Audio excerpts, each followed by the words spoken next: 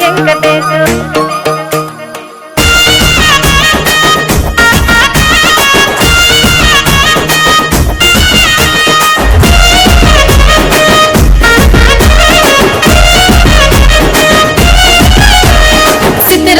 మనసు నాది చిన్నగా పోతుంటావో చూడక పోతుంటావో ఇంట్లో చిన్నదాన్ని నేను సిద్ధురాల